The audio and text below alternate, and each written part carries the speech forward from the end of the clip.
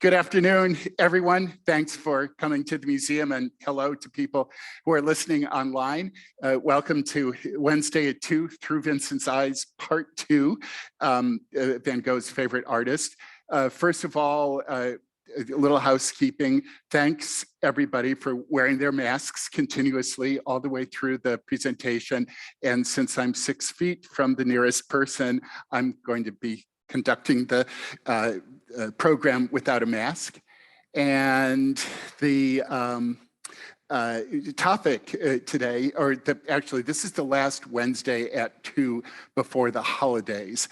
And the next Wednesday at 2 is, I believe, the second week in January. And at that time, yours truly, briefly, I'll be at the podium again, talking not about Van Gogh, but this will be a program as part of the Mozart to Matisse series that's done in partnership with the Columbus Symphony. And the topic will be the Russian avant-garde in conjunction with an ensemble, a program of chamber music by Chicago, I'm by Columbus Symphony. I've been away from Chicago for 5 years and I still say Chicago Symphony, Columbus Symphony Orchestra musicians that will play selections connected with the Russian Winter Festival. So let's proceed. I did talk last week, or the week before last, about the works of Van Gogh himself in the exhibition Through Vincent's Eyes, Van Gogh and His Sources. And as I said in my introduction to that lecture, well, just let me take a survey. How many of you have heard me lecture on Van Gogh before at any time? Okay, so and how many is this your first lecture that you've heard me speak on? Good. So I am going to go over a little material that those who have heard me speak before may have heard, just by way of introduction, so everybody's on the same page. But I promise that I make this presentation as different as possible from anything that I've done before. With that said, the basics of the exhibition, that it is a partnership with the Santa Barbara Museum of Art in California. It will run here until February 6th. It will go to Santa Barbara in 2022, where it will be shown from February to May. And there are 2 publications in conjunction with the exhibition.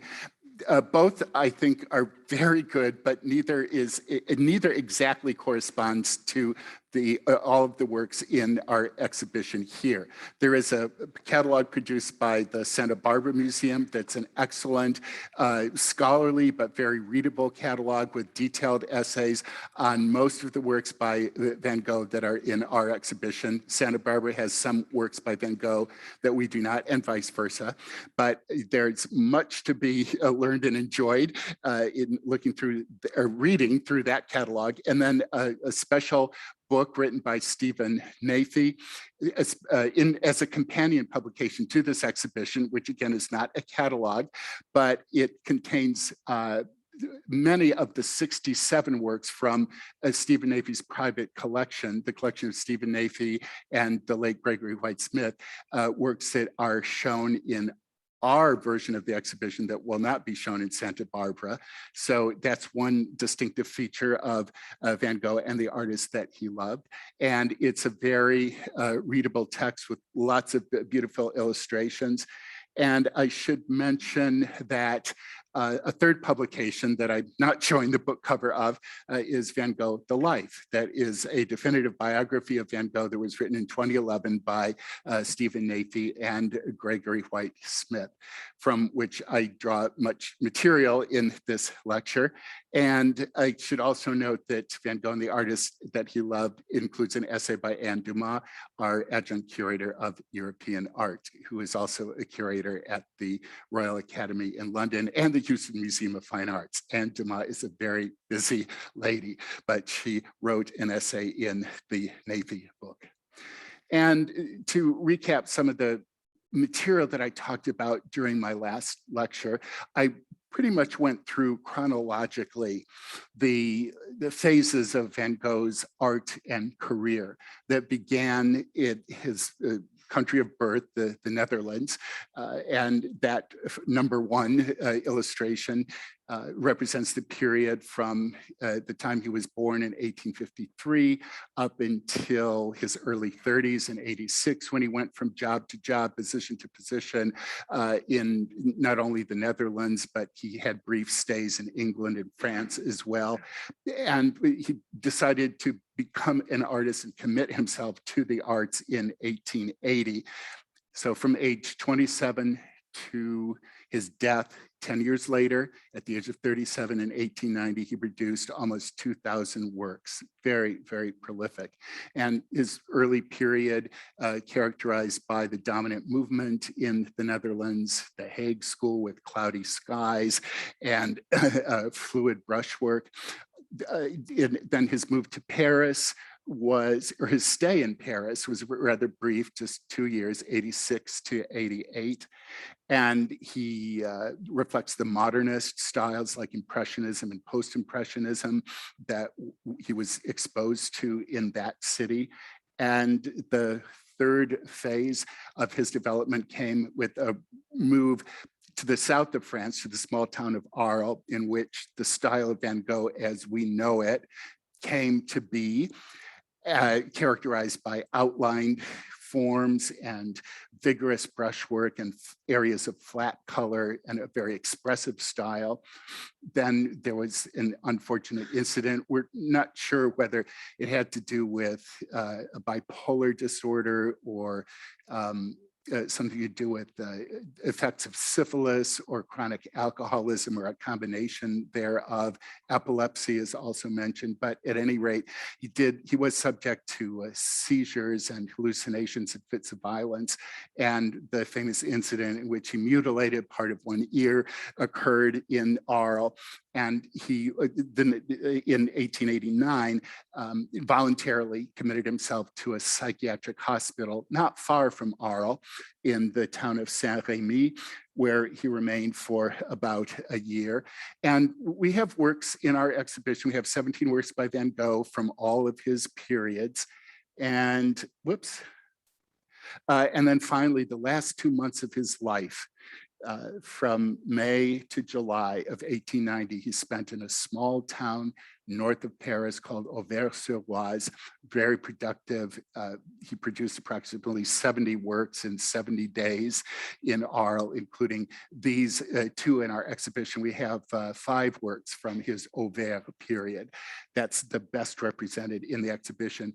And I should say that the exhibition is organized not chronologically, although there is a timeline of Van Gogh's life at the beginning of the exhibition, but there are themes. And the purpose of the exhibition is to highlight the works of Van Gogh and the influence of other artists upon him, artists past and present, or artists that were contemporary with Van Gogh and artists of the past. And as I'm sure many of you have figured out, the works by Van Gogh in the exhibition are marked by these blue stripes, we call them, that run from the ceiling to the floor and surround the works of Van Gogh. And then works by other artists are in between the works by Van Gogh. And the themes of the exhibition, again, non-chronologic, include portraits, landscapes, rustic life, and so on.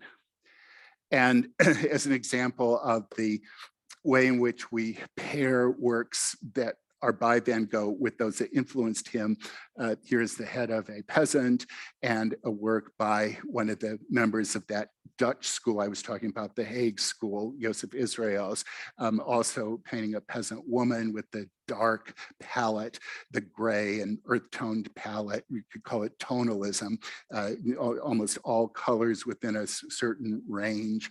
And the quote that you see below is one of many quotes that are on labels in the exhibition, most of which come from the correspondence between Van Gogh and his younger brother, Theo, who was an art dealer and assisted Van Gogh financially, gave him psychological support, helped boost his morale, and they had a very close relationship.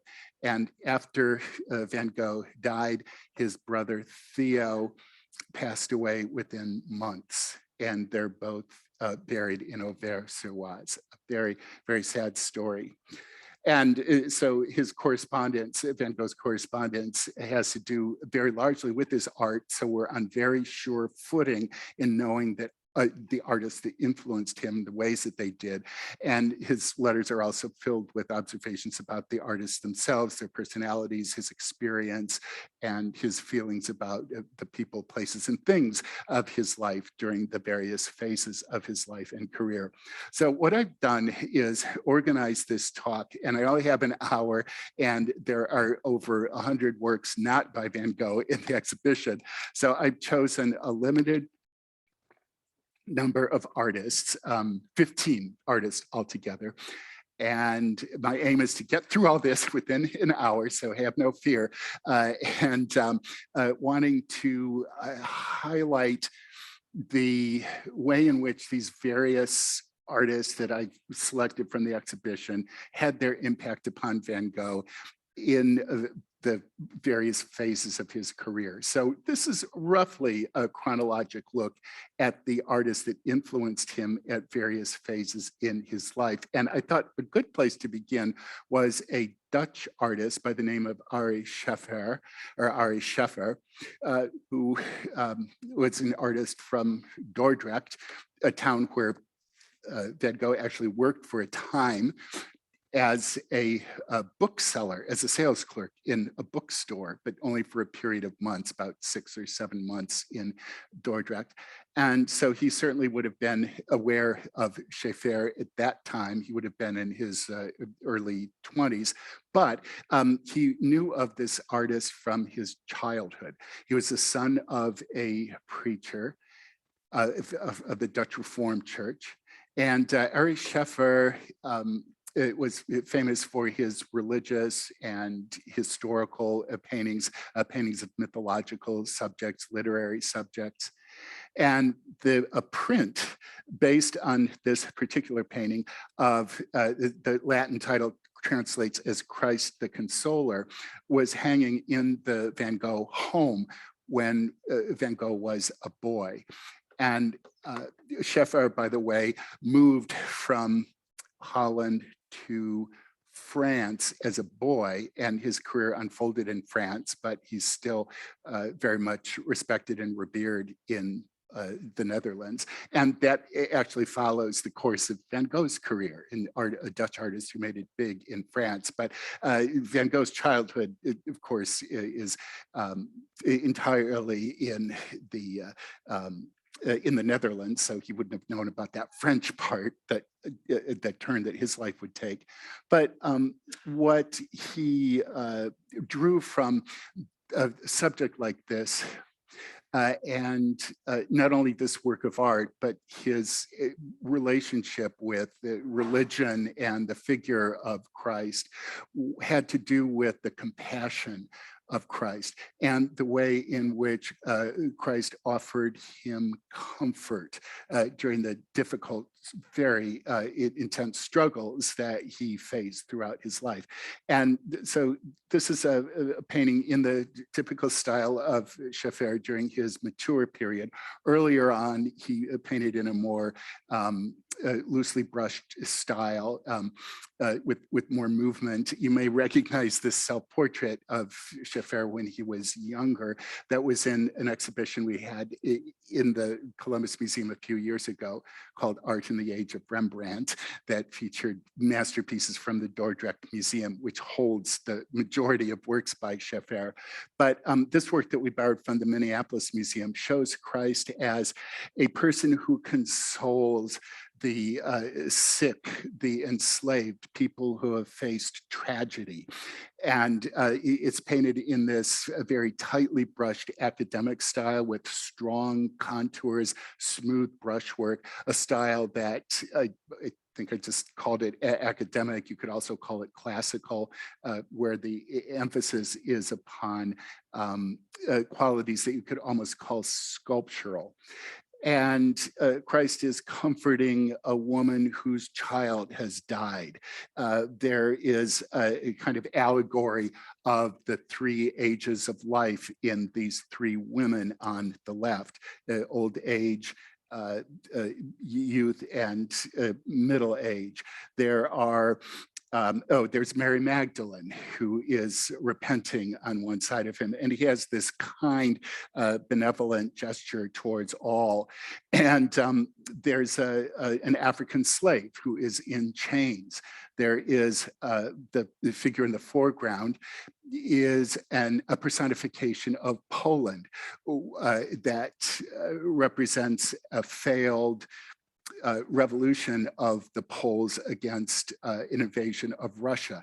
And Christ is actually freeing this personification of Poland from his chains, and weapons of war and revolution are on the lower right hand, in the lower right hand corner. So there is a lot. There are a lot of figures. There's a suicide victim. There's an ancient Roman figure. So there are contemporary past figures, more abstract personifications, all comforted by Christ. And another painting by Scheffer in the exhibition from the collection of Stephen Nafy and the late Gregory White Smith is a portrait of a lady, which is in the section of the exhibition dedicated to portraits. And it hangs near this portrait of an innkeeper's daughter that was produced during the last period of Van Gogh's career, this period in Auvers.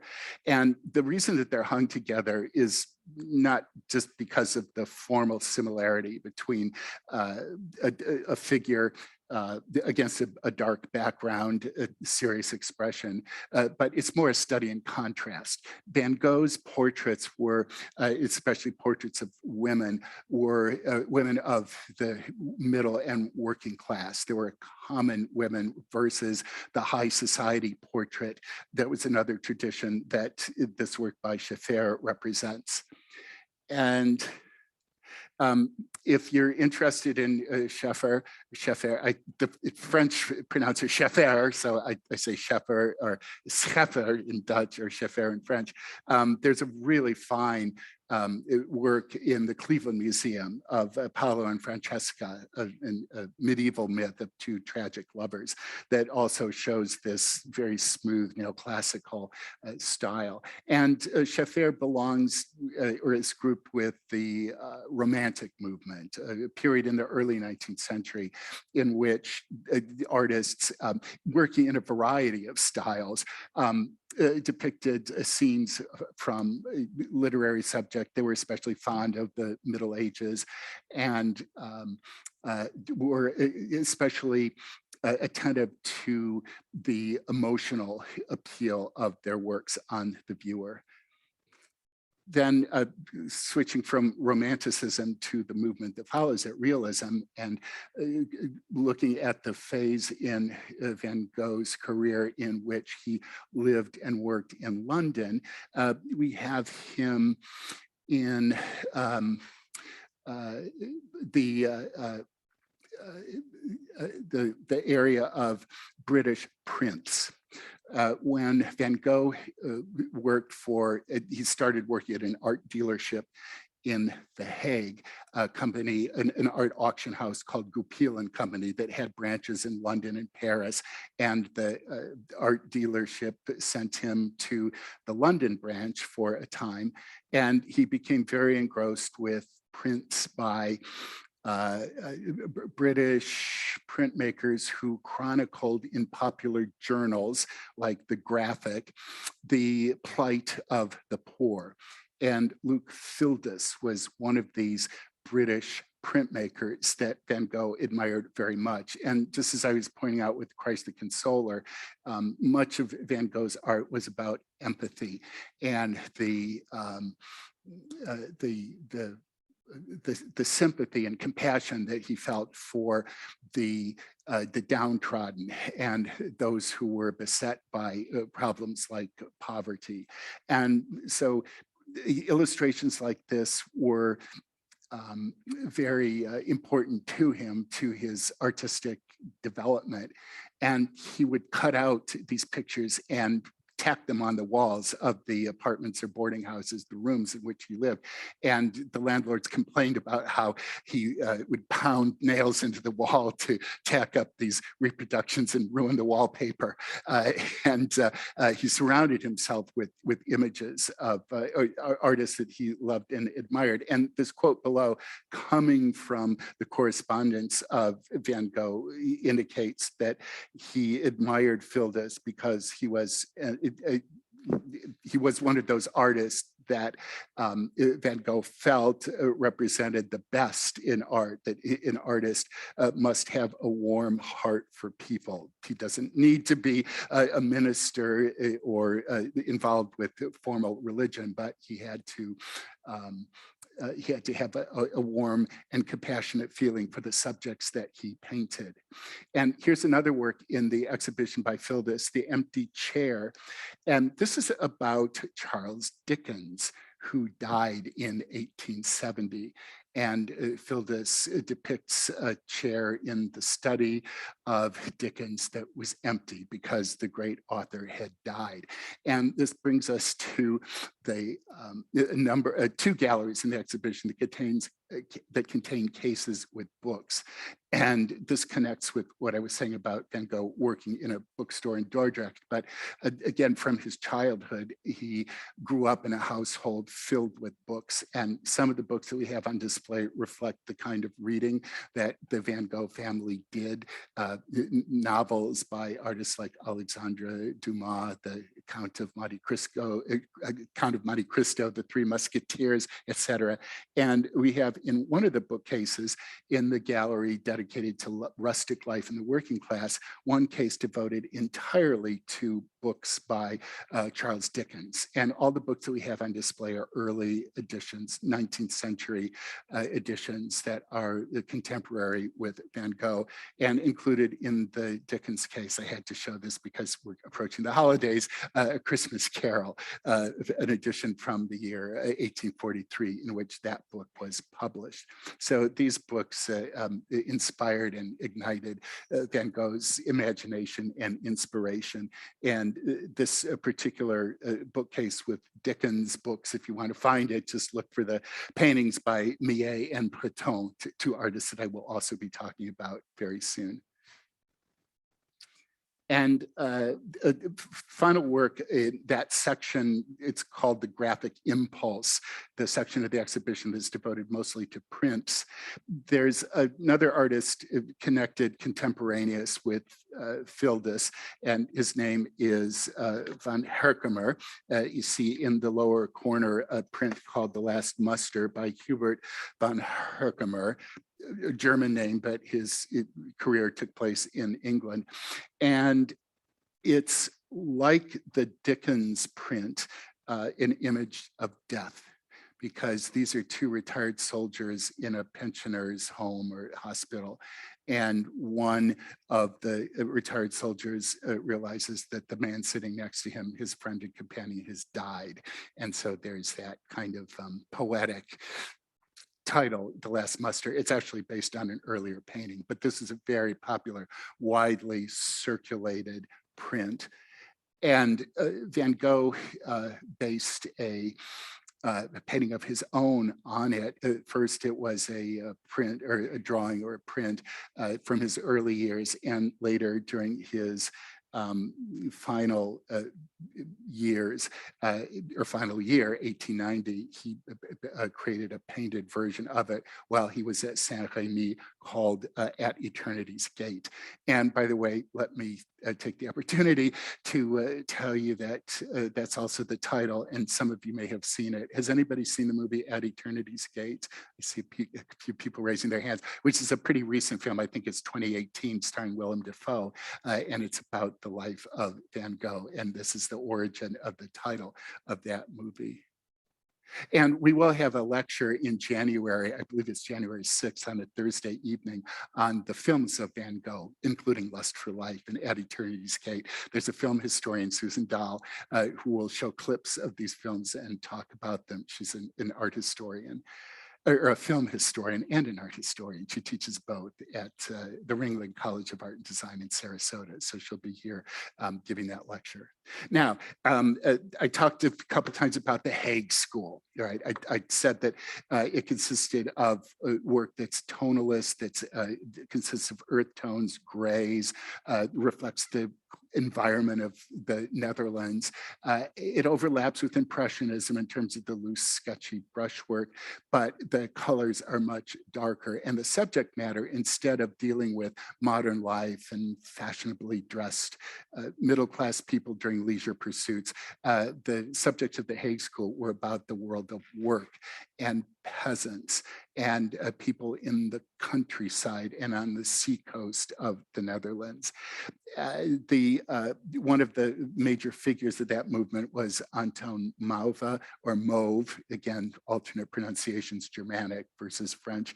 And Anton Mauve shows in a painting like this the physical labor that was involved in this instance, moving a log with horses through the countryside of the area. So they congregated this, it wasn't a formal school, but a group of artists that did their paintings in the rural area surrounding the capital of the Netherlands, The Hague, and a seacoast area called Scheveningen.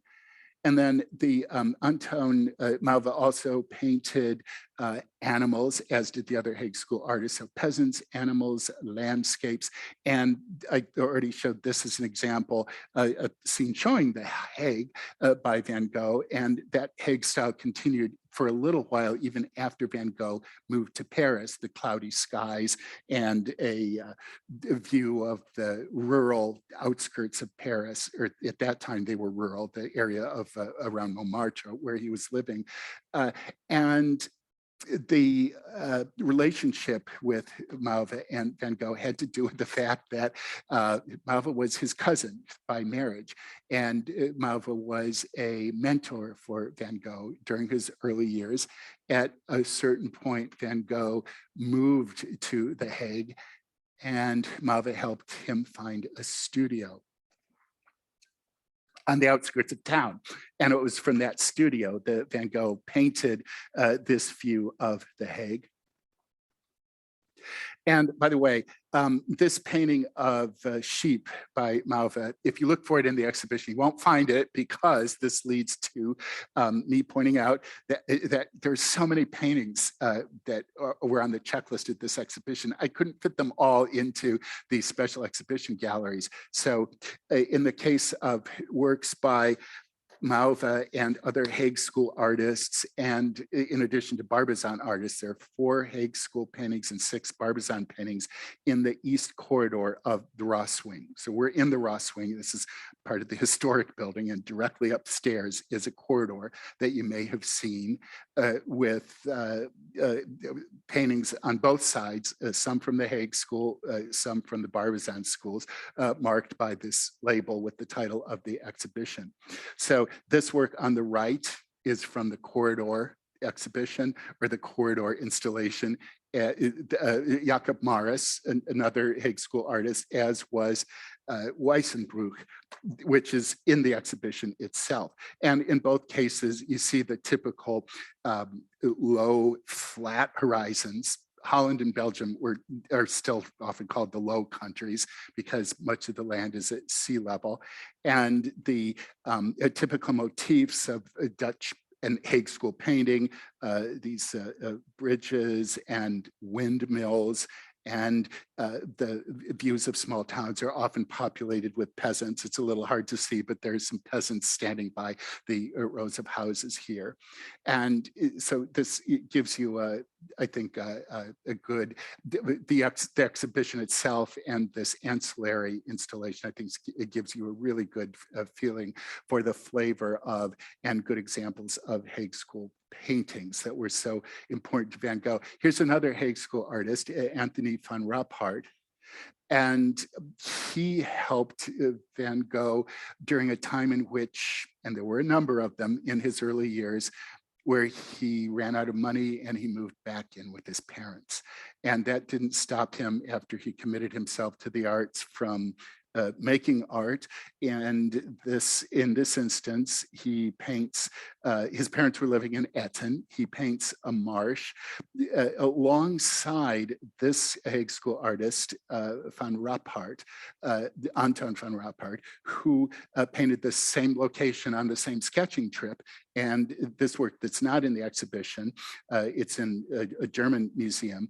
But see the difference between the artist who will become a radical modernist painter with the high horizon line and composition that's teamed with all kinds of varied lines and shapes that show an interest in the abstract nature of the marks that he makes on the paper, the life of the marsh with the rippling water, a bird flying, birds in the sky, and a bird in the middle ground versus much more inert and less. I don't mean to be overly critical of Van Robhart, but these lines are pretty much parallel in the foreground. He puts a lot of emphasis on the town, the lower horizon line that is more typical of the Hague School versus the approach of Van Gogh. And hanging near the marsh with water lilies is this painting by Van Robhart, typical of Hague School subjects, a poor, downtrodden figure, but shown with a great deal of dignity and nobility, a blind brush maker that should not be mistaken for a self-portrait of the artist himself. This is what Van Robhart looked like.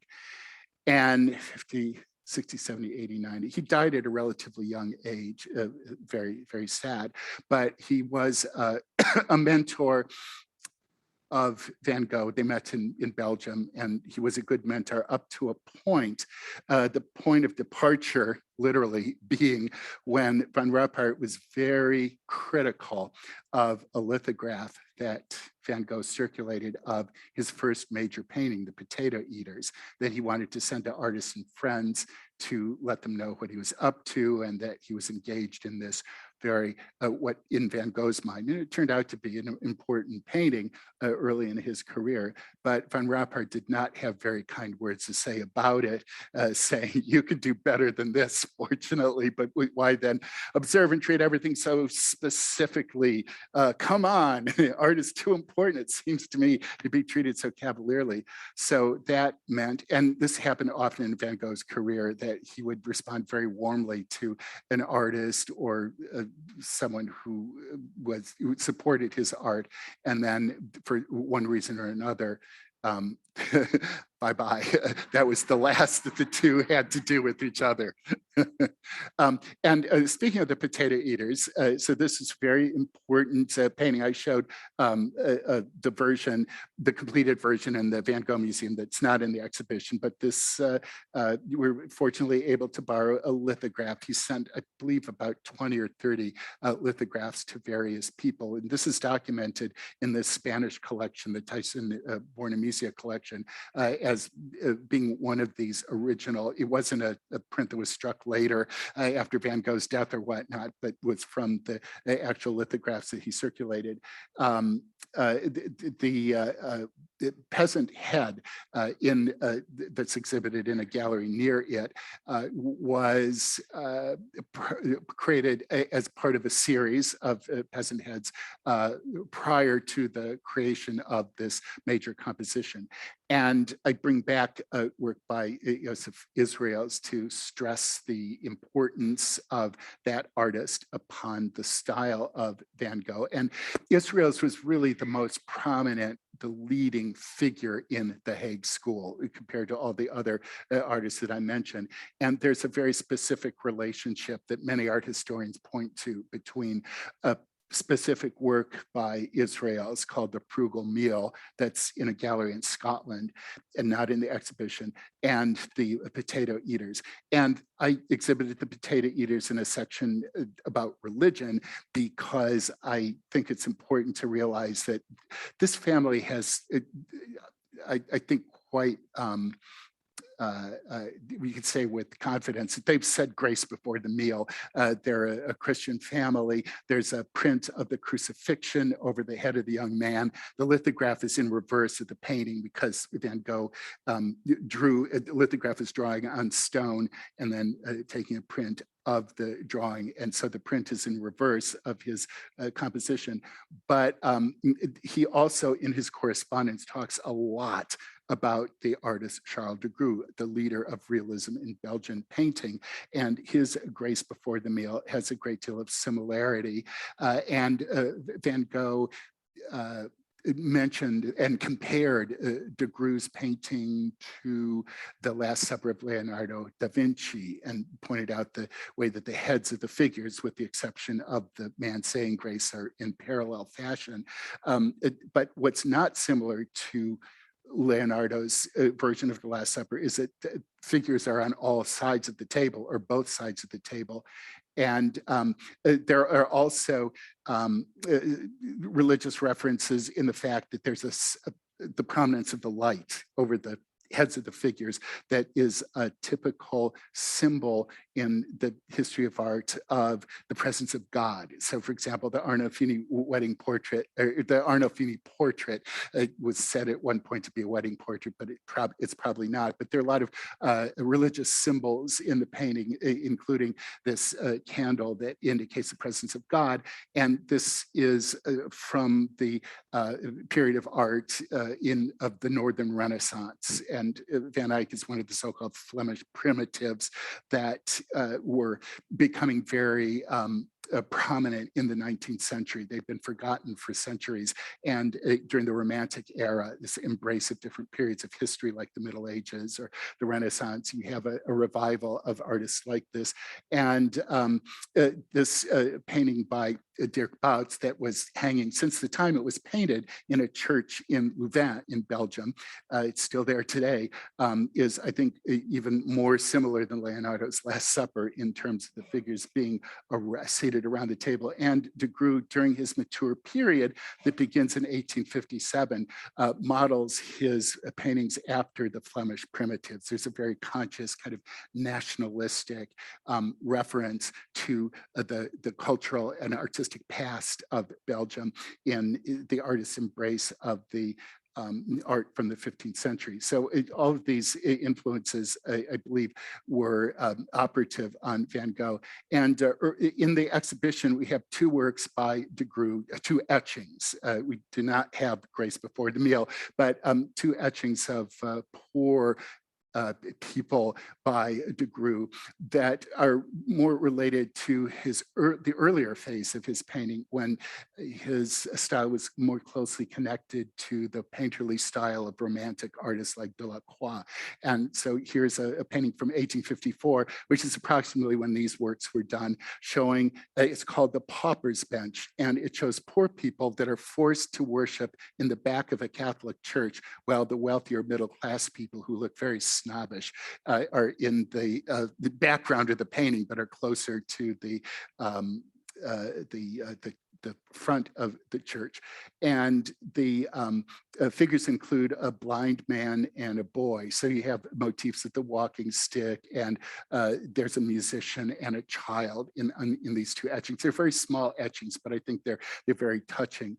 And the relationship to a painting like this, which was a major early painting by de Gros, I think are interesting. And you can also look at a similarity with the art of Rembrandt. And in addition to the masterpieces of this Dutch 17th century artist, his paintings, the printmaking techniques of Rembrandt are very noteworthy. And this is one of two prints by Rembrandt in the exhibition Van Gogh is very connected with and very much influenced by the art of Rembrandt, perhaps the greatest of all the Dutch artists of the past. And there's even, this is a religious miracle from one of the Catholic books of the Bible that doesn't appear in the Protestant Bible, the apocryphal books. And it's a story of Tobias, whose sight is restored by an angel. And the wife of Tobias in this etching has dropped her walking stick or her cane. So startled was she by the miracle. And so there's a connection, a visual connection, if you will, with de Groo's work. And then this work in the landscape section of the exhibition, the greatest landscape etching by Rembrandt, Three Trees, a version in the Los Angeles County Museum, is hanging near that marsh painting by Van Gogh. And then Rembrandt, we have a painting in our permanent collection attributed to Rembrandt of St. Francis. And of course, saints are venerated by Catholics, but not Protestants. And Van Gogh is very conscious of the conflict between Catholics and Protestant. He mentioned that his father was a Protestant minister, but in a Catholic area of Belgium that was in southern Belgium near in the southern Netherlands that was near the Belgian border, Belgium being a Catholic country, but he was ecumenical in terms of the subjects that he painted. And Rembrandt's mother was Catholic, his father was Protestant. So you have this depiction of a very humble, what an appropriate saint for Rembrandt to depict St. Francis, the most humble of saints who loved animals and all living things. And you can also see this dark color of Rembrandt. Some call it Rembrandt gravy, that there's this dark tonalist earth toned palette that the Hague School artists embraced. It wasn't an accident that the Hague School style resembles not only the palette, but the thick brushwork of Rembrandt. He cast a very long shadow on Dutch art from the 17th into the late 19th century and was influential to Van Gogh, both indirectly through the Hague School artists and directly definitely because when the Rijksmuseum, the largest museum and remains in the Netherlands today in Amsterdam, opened in 1885, guess who was there shortly after it opened? Van Gogh. And he wrote to his brother how transfixed he was with The Jewish Bride by Rembrandt that hung in the galleries. Then, the time is going so rapidly. Jean-Francois Millet represents the artist to whom Van Gogh expressed extreme admiration at the time that he decided to become a painter in 1880. And Millet was one of the leading realists in French painting who Van Gogh said that he wanted to emulate in terms of being a painter of peasants, a painter of workers, a painter of the poor. And the empathy and compassion expressed in and respect for the rural life of the peasantry of Millet can be seen in these two works that we have in our exhibition, The Sower and This Mother and Child. And it's very strange to us today that in Millet's time, these paintings were looked at by conservative art critics as radical, as revolutionary, as depictions of stupid, ugly peasants that were unfit for exhibiting in galleries with fine academic and romantic style paintings because of what they considered brutal realism. Today, we look at them and those who understood what Millet was going for, including Vincent van Gogh, look at them as very admiring of the life of peasants who are almost enacting biblical subjects. The sower can be related to a parable of Christ about the sower who sows seeds, some of which are like the word of God that's received by some, in other who receive the seeds, and in other cases the seeds fall on rocks, and those people are not saved or do not benefit from being embraced by the word of God. So, and then the people hostile to this painting said that this sower is a radical who's sowing the seeds of revolution, as is the artist, which really wasn't true. And so the peasant women and men of Millet are shown as being close to the earth, close to nature, uncorrupted, and thus blessed by God. And Van Gogh was very much influenced by Millet, as represented by different versions of the sower that he produced, and a painting that's quite similar to this mother and child. And the mother and child, by the way, I've talked about biblical references, Madonna and Child. It's like an updated version, contemporary version of Madonna and the Christ Child. Now, there's a myth about Millet that wasn't true, but Van Gogh bought into it. And it was a myth promoted in a biography written by Albert Sancier, a late 19th century French writer, called The Life and Work of Jean-Francois Millet. So it's in the case in books that accompany, that's in the same gallery as the works by Millet. And the page that we have that biography open to shows it's a print after this painting by Millet, The Grafting of a Tree. And it proposes that Millet was a peasant, just like the peasants that he painted, and that this is the life that he lived, and he was painting those that surrounded him, that he lived with, that he grew up with. Nothing could have been further from the truth. Millet was actually from a well-off middle-class family. He was well-educated, very sophisticated. He knew literature and history, and his depiction of these peasants was very much from a distance, and you could say very calculated. But the importance in relationship to Van Gogh is simply that what was important to Vincent was the feeling that Millet, the feeling and respect and dignity that was communicated by Millet towards these peasants. Now, Millet was the leader, just as Joseph Israels was the leader of the Hague School, Millet was the leader of the Barbizon School. And in the exhibition galleries, we have examples of paintings by various Barbizon School artists. The leader of, well, beyond Millet, one of the earliest, let's say, Barbizon painters of landscapes who settled in the town of Barbizon and painted the area around it, including the forest of Fontainebleau, Theodore Rousseau, although this painting is later in Rousseau's career. It's a great example, beautiful painting, but it shows an area around Switzerland. Many of these Barbizon artists later in their career traveled about or moved away from Barbizon. They didn't live there all their lives.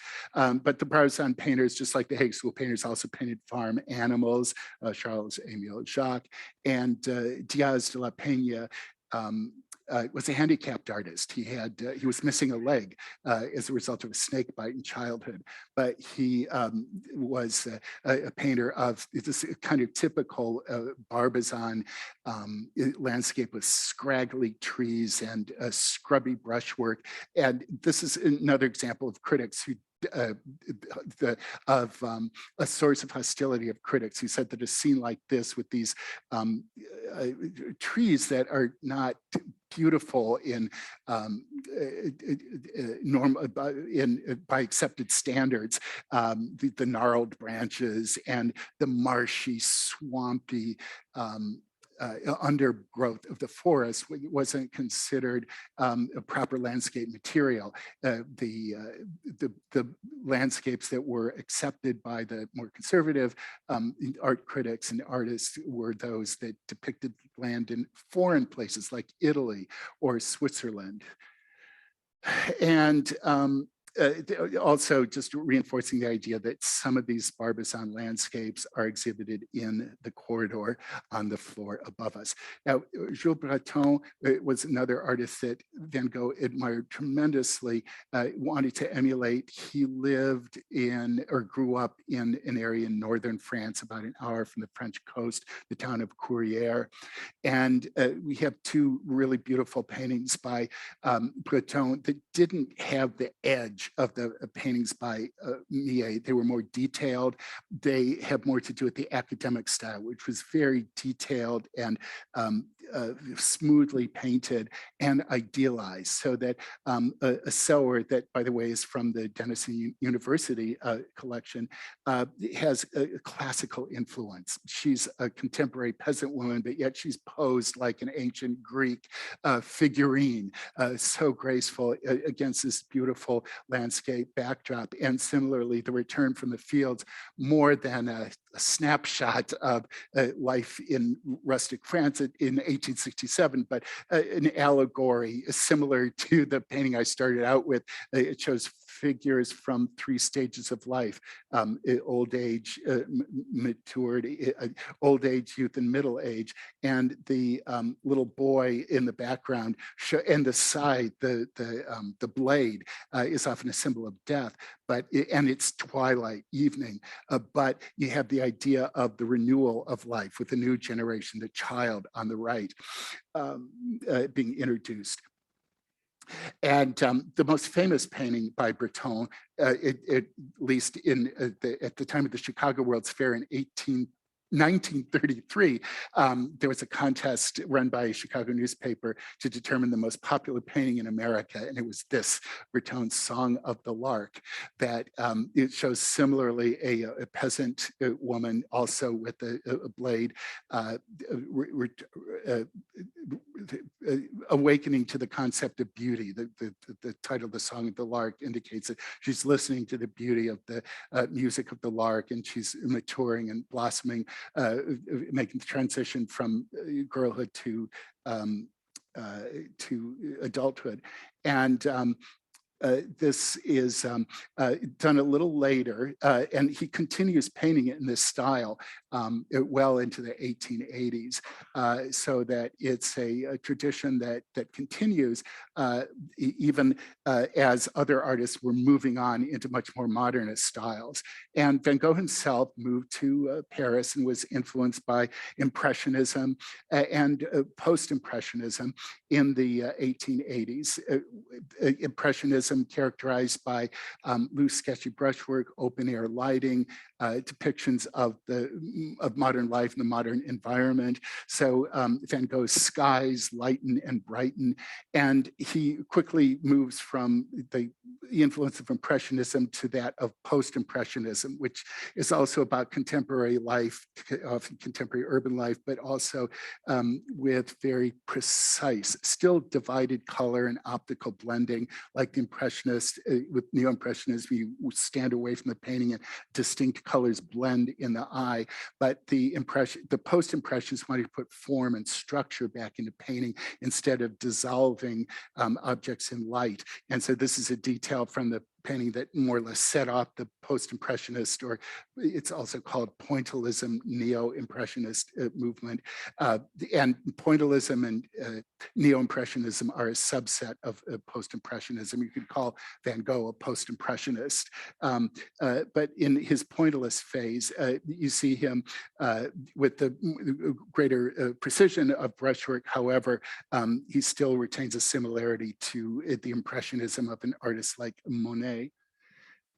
And we also have in our gallery 7 a couple the areas in that gallery where we call attention to paintings that are related to the Van Gogh exhibition and the influence of artists like Monet upon the style of Van Gogh. And then he was really less interested in the great Impressionist painters that were famous by the time he moved to Paris, like Monet, Renoir, or Degas, and more interested in young artists that were on the rise, like Paul Signac, a Post-Impressionist painter that we have exhibited next to the one of the Arles period paintings by the time Van Gogh develops his mature style in southern France, but a very similar composition showing a Paris neighborhood where there's a carousel and toy sailboats and the motif of the wheels, the empty foreground area, making for a very similar composition. And Signac is one of the artists of the so-called a petit boulevard or side streets, as opposed to the main street artists like Monet and Renoir, who were so famous that Van Gogh couldn't even approach them, versus artists that he actually socialized with. He sometimes organized exhibitions of artists like Signac in informal exhibitions in restaurants and bars. And the reason I have this impressionist influence painting by Van Gogh is that it chose Anières, which is where Signac's parents had a home. And so Van Gogh would visit Signac in that location. And Émile Bernard, another artist that I'll briefly look at, also had parents with a home in Anières that drew Van Gogh to that suburban Paris location. And you might remember we had an exhibition a few years ago here called Beyond Impressionism that focused on a European private collection, the signature image of which was by Signac, a scene in southern France. So that beautifully colored post-impressionist style stays with Signac. And we also have great examples of post-impressionist paintings in the exhibition, including this Belgian post-impressionist work by Theo van Rijsenberg, showing, I should have said, Anna Bock, A-N-N-A, by tradition, the purchaser of the only painting that Van Gogh sold during his lifetime. And this painting that was done, both of these paintings done after Van Gogh died, but this more or less shows the influence of Van Gogh on other artists. So here is a French pointillist by the name of Henri Jean Guillaume Martin. He has a triple first name, and he paints a church in the pointillist style in 1898, and it actually resembles a church that, or a series of paintings of a church by Van Gogh that he did in the Auvers period. And then another one of his little side street painters, the Petit Boulevard painters, the painters on the rise that were not yet successful, was Armand Gilman, who was very easygoing, circulated among the modernist avant-garde circles, and Van Gogh held him in very high esteem. And this is a painting towards the beginning of the exhibition. This is in the portrait section, and it shows that Guillaume adapted the loose brushwork of the Impressionists, but also paid much attention to patterns and two-dimensional design.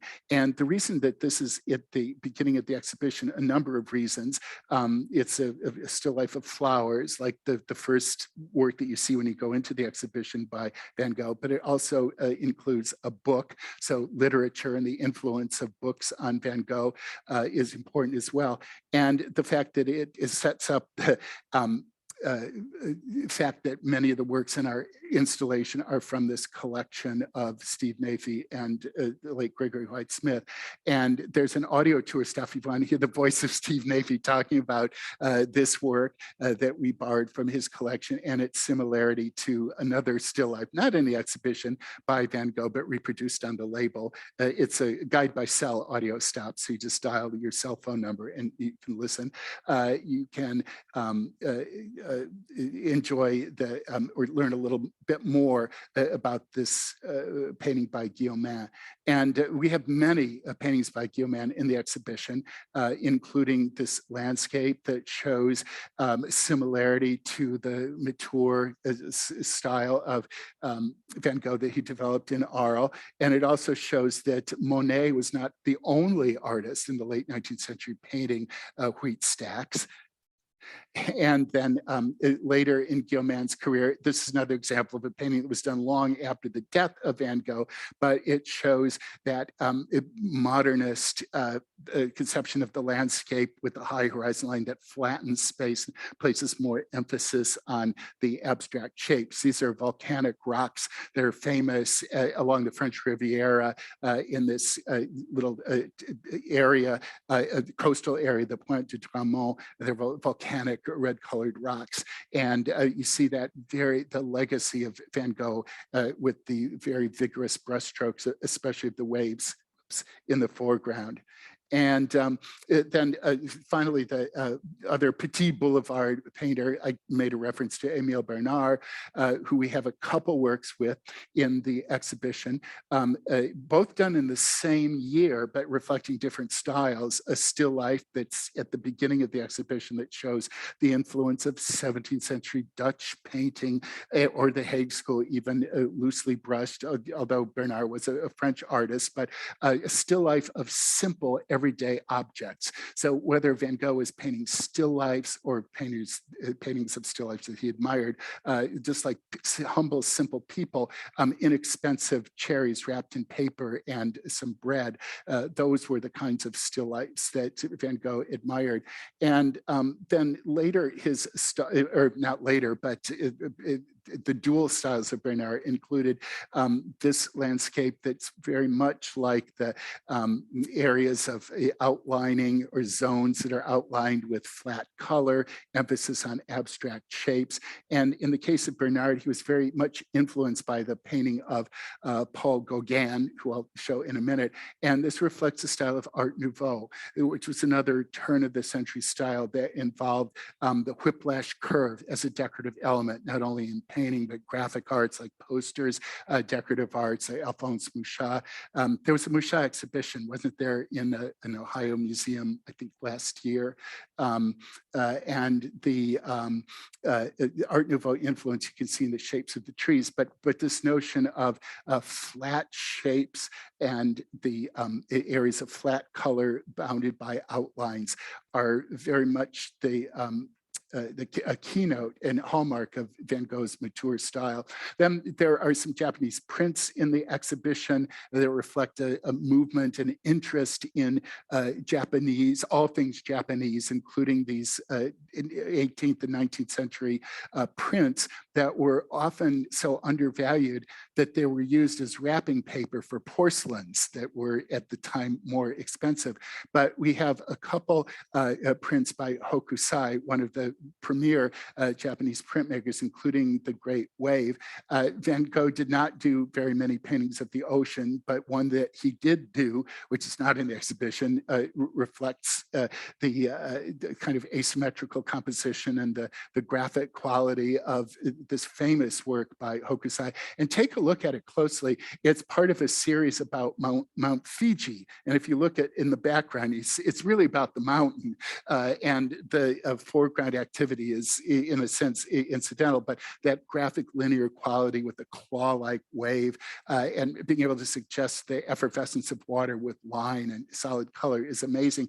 And then there are also details like figures in a boat, or several boats. Here's another boat that's cascading and riding the waves. And the nature of these prints is they belong to a subject called ukiyo-e, or images of the floating world, a Buddhist concept having to do with treasuring moments of life, which is so brief. And another work by Hokusai in the exhibition, and comparing it to still lifes by Van Gogh with this notion of the two-dimensional decorative quality of patterns and the shapes, the beautiful curved decorative shapes of flowers. And the importance of Japanese prints in so much of this late 19th century art is illustrated if you look at details in some of the paintings that I already showed. The Anna Bock portrait has a Japanese print in the upper left-hand corner, and this Guillaumin portrait of a woman reading shows Japanese prints behind her hanging on the wall. And if you haven't been in the exhibition lately, just yesterday, we were able to hang this print by Hiroshiga, a contemporary of Hokusai, that we were not able to hang until yesterday because when it arrived from the Springfield Museum, it had slightly slipped out of the mat. So it took this long for us to reframe it. And so if you haven't, if you've already seen the exhibition space called The Graphic Impulse, if you visit it again, it'll be a little different. And the empty chair, which had hung alone on the wall, is now accompanied by a print to the left. Very rapidly, I've gone over the hour limit. limit, just a few more paintings, one by Paul Gauguin that's in the exhibition that represents the important influence when Van Gogh moved to Arles. Gauguin was the one painter who joined him and helped to fulfill Van Gogh's dream of creating a movement of contemporary painting that he called the Studio of the South, that he thought would represent with these modernist artists, he, Gauguin, and others who he hoped to attract but never came, that they would represent a renewal of contemporary French painting. And so Gauguin had been painting in Pont-Aven in Brittany, and he had been painting peasants in Brittany, and the style is sometimes called the Pont-Aven style. And this work that we have in our exhibition shows a Catholic ritual, as does this, the women leaving the church. And Gauguin was interested in making the beliefs of the people look as real as the people themselves, with multicultural influences. So he does use is very important in the development of Van Gogh's style of outlining and solid color and flat space, very modernist, leaning towards abstraction.